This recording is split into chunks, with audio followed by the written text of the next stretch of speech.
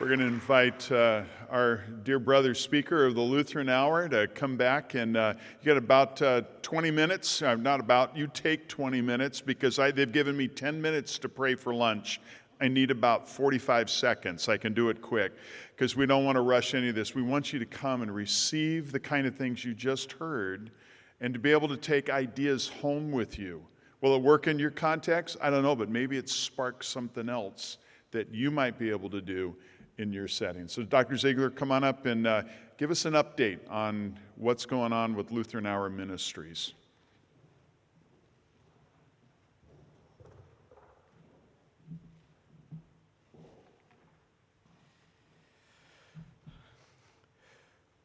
I've been in this role as Lutheran Hour speaker for 3 years, and they asked me to give an update. So in this update, I'd like to first celebrate for a moment the heritage of this program, and I'm just going to focus on the Lutheran Hour program for a moment. Celebrate the heritage, but then I want to put on my barber hat here, and I want to look at it. I want to be very realistic about the challenges and the obstacles that the Lutheran Hour as a program faces. So I'm going to, just bear with me. I'm going to be a little negative and focus on that, and I want to then have us listen to a Bible story together. If you've listened to the Lutheran Hour at all in the last 3 years, you'll hopefully you hear that I love telling Bible stories. It is just my joy. And so I want to tell you a Bible story. And we listen to Bible stories not just because they're entertaining or not just because we get good doctrine out of them, but what they do, when I found when you listen to a Bible story, it does what President Gibson says, it flips that perspective. So I'm going to be honest about our obstacles and our problems that we face as a program, but I want, through listening to a Bible story, hopefully flip that perspective. And then we'll come back and look at those problems again. So that's how I'm going to use my 18 minutes remaining. First, I want to celebrate what the Lutheran Hour is. If you don't know anything about the Lutheran Hour, if it's brand new to you, it is the longest running Christ-centered broadcast in the world. Isn't that amazing? In the world, yeah.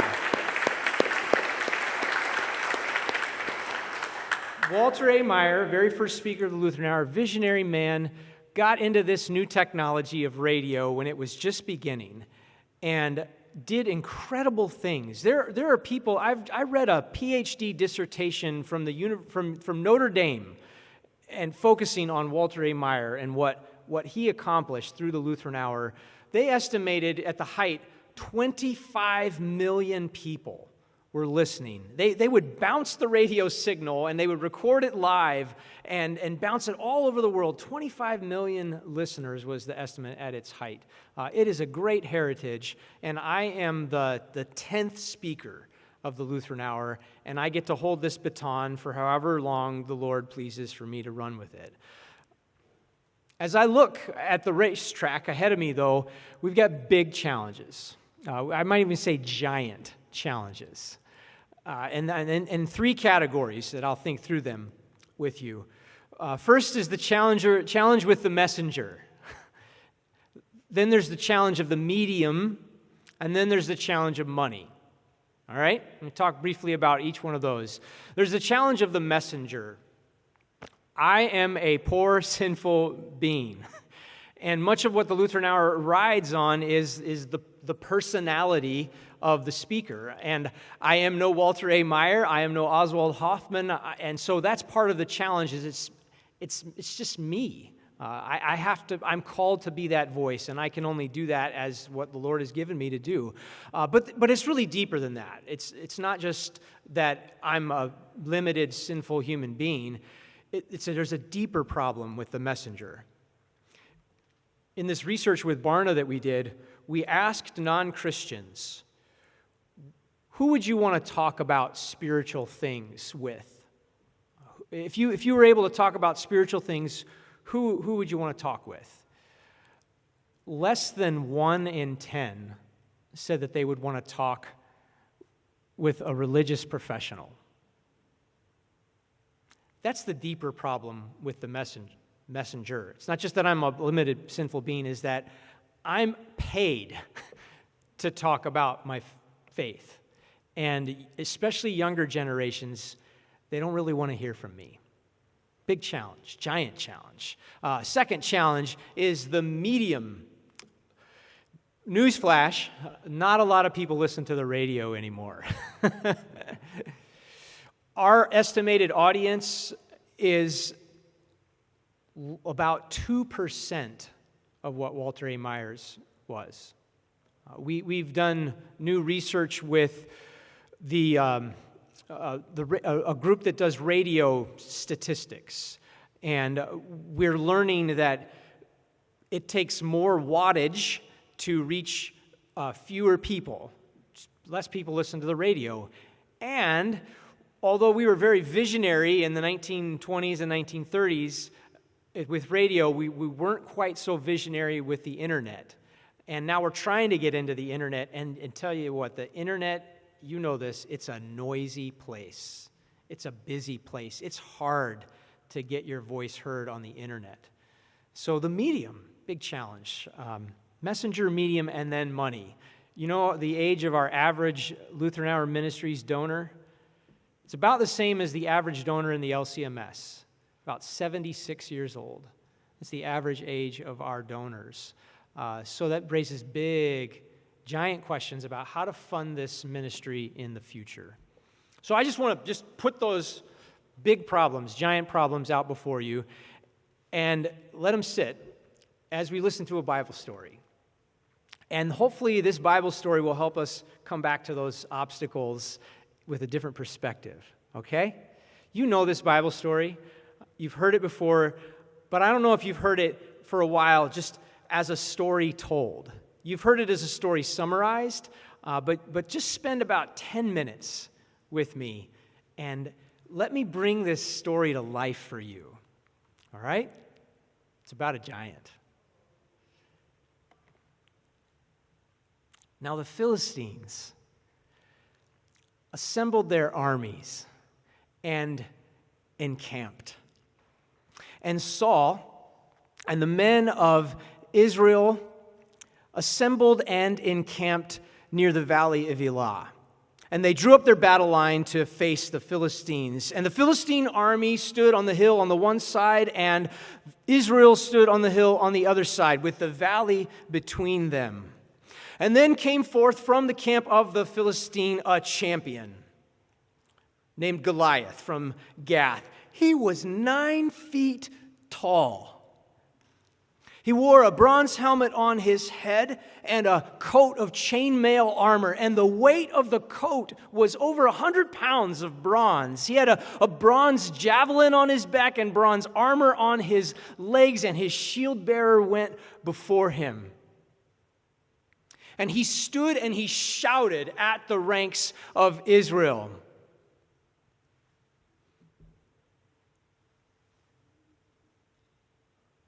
Are you not servants of Saul?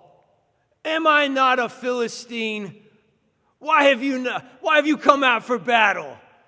Choose a man and send him down to me, and if he is able to fight me and kill me, we will be your servants and serve you. But if I overcome him and kill him, you will be our servants and serve us.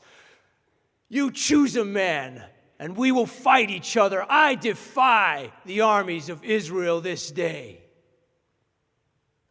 And all the men of Israel and Saul, when they heard this word, their confidence was shattered, and they were filled with fear.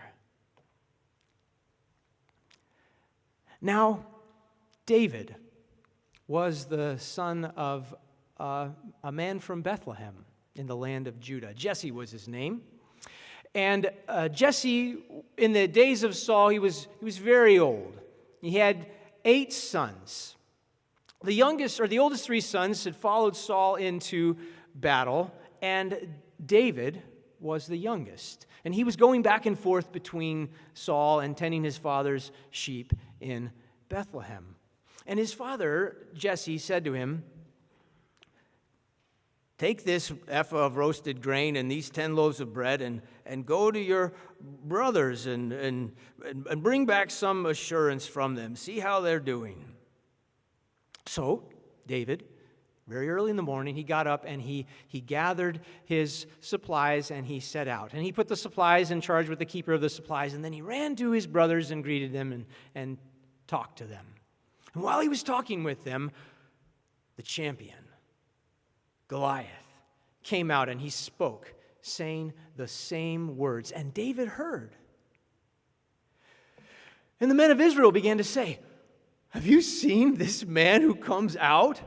He has come out to defy the armies of Israel, and the king will give great wealth to the man who kills him, and he will give him his daughter in marriage, and he will make his father's household free from taxes in Israel."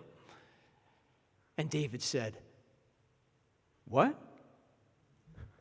What will be done for the man who kills this Philistine and takes away this scorn from Israel? For who is this uncircumcised Philistine that he should defy the armies of the living God?"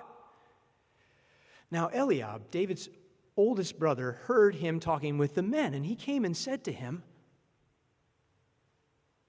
"Why have you come down? And with whom have you left those few sheep in the wilderness? I know how conceited you are, and the evil in your heart. You came down to see the battle." And David said, "What did I do now? Was it not just a word?" And David's word was repeated and told before Saul. And Saul summoned David. David said to Saul, "Don't let anyone lose heart because of this Philistine. Your servant will go and fight him." And Saul said to David, "You? You cannot go and fight this Philistine. You're just a youth, and he has been a man of war since his youth."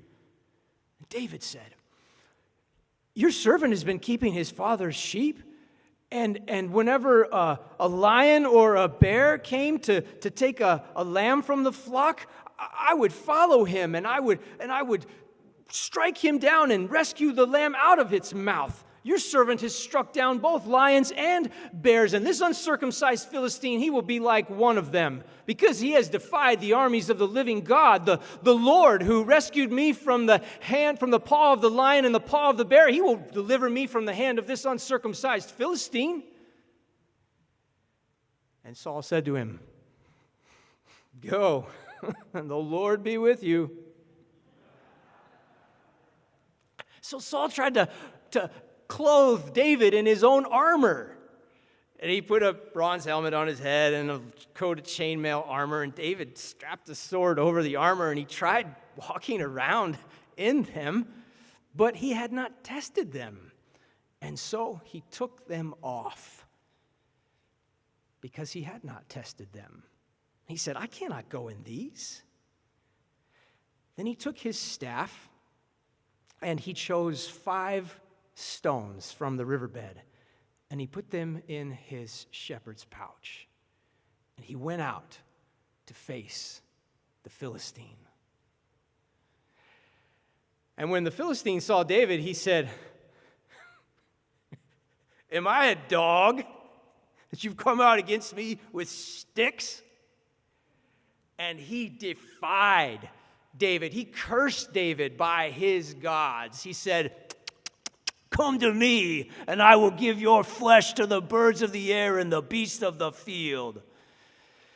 And David said to the Philistine, "You come against me with sword and spear and javelin. I come to you in the name of the Lord, the God of the heavenly hosts, the God of Israel, whom you have defied this day.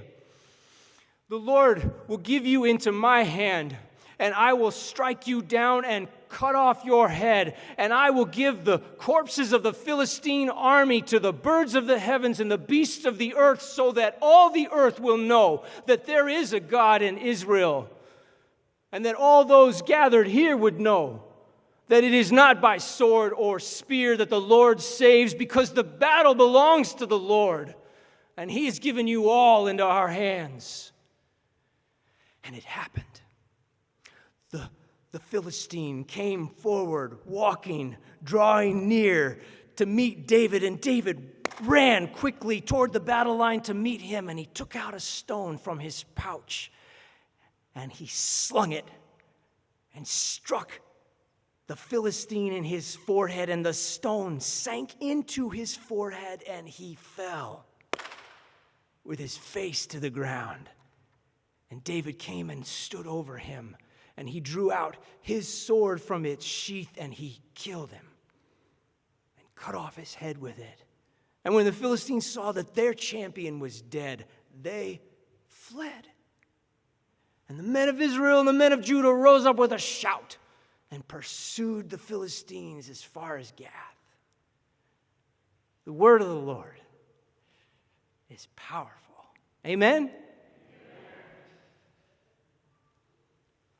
I was doing some reading about David and Goliath, and historians have kind of helped us get a different perspective on this account from the Scriptures. It's miraculous in a way that David defeated Goliath, but it's not miraculous in the way you might think. It's really not a story of an underdog with all the odds against him. That's usually how we hear the story. The reason it's not that kind of story, it's still a miracle story, but it's more about a shift in perspective. It's because of this weapon called the sling. Every ancient soldier knew that the sling was a devastating weapon. It's mentioned in the Bible before. In Judges chapter 20, the armies of Israel had a whole regiment of slingers. And Judges 20 says that they could sling a stone at a hair and not miss. A trained slinger, like David, could sling a baseball-sized stone faster than a major league pitcher and no less accurate.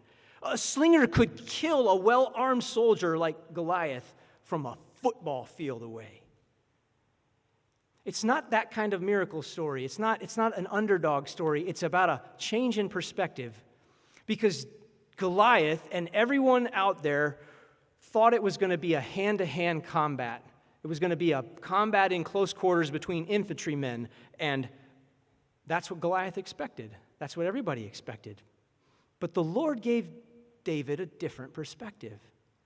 And as soon as he took out that sling, everybody watching knew that Goliath didn't have a chance. So I want to come back to our challenges and look at them from a different perspective. And there's two applications, I think, for me as I think through challenges with the Lutheran Hour. And maybe you can take some of this as you think through challenges with your ministries. And one is a practical application, and one is a spiritual or ultimate application. So let's start with the practical applications. Back at our problems, let's come at them in reverse order. So money. Money's a challenge for all of our churches, all of our institutions, all of our great work that's done around the Synod. Something that Lutheran Hour Ministries has done to shift the perspective is not simply to expect that people will give out of loyalty. Maybe in the past we could have expected that. But what Lutheran Hour Ministry does, and I know a lot of ministries do, is we've remembered that to gain a hearing with people who don't know what you do, you got to tell them your story. And you got to build relationships. That's what Lutheran Hour Ministries is. And I want to just briefly introduce my two colleagues here, Eric and Liam from Lutheran Hour Ministries. These guys, talk with them afterwards if you can. That's what they do. They travel around the country and they tell the story of what Lutheran Hour Ministries is doing. And they build relationships with people. We got to go and tell our story of what we're doing. So that's addressing the money problem. Well, what is Lutheran Hour Ministries doing? Lutheran Hour Ministries is way more than just a radio program. And this is part of what the story that they tell. I lament that the audience that I address is about 2% of the audience of what Walter A. Meyer addressed. But if you look at it from a different perspective of what Lutheran Hour Ministries does now around the globe, we have 37 ministry sites around the world. We do ministry into 50 different countries. We reach 5 times more people with the good news of Jesus every week than what Walter A. Meyer did at the peak of what the Lutheran Hour was doing in the 1940s and 50s. Because it's not about one program, it's about 37 different kinds of Lutheran Hour Ministries programs done by followers of Jesus in 50 different countries. It's just a different perspective. Let me come to the last challenge of the messenger. People are less likely to want to hear from me, especially non-Christians. But that same Barna story, survey, when they asked who would you want to have a conversation with, less than 1 in 10 said I'd talk to a professional church worker. More than half said that they would want to talk with a friend. So, I'm just one voice, and I get to speak to some number of people, and that's a wonderful thing. But if you look at it from a different perspective, what if we had millions of voices, each speaking to one person that they knew? You all are the messengers. That's the new perspective that we need. You carry the message to people who wouldn't listen to me. We have lived through, as a church body, we've lived through what some would call the era of the trusted Christian institution. That era is gone. That's a point on the beach that's way down shore, and we're never going to get back there, at least in our imaginations, getting back to this era of the trusted Christian institution. The new place on the beach that we need to swim to is the era of the trusted Christian neighbor, trusted Christian friend, trusted Christian family member. That's the power, and that's what gives me hope for looking at these problems. Amen? All right. God bless you. Is that about 20 minutes? Very good. We'll go with that.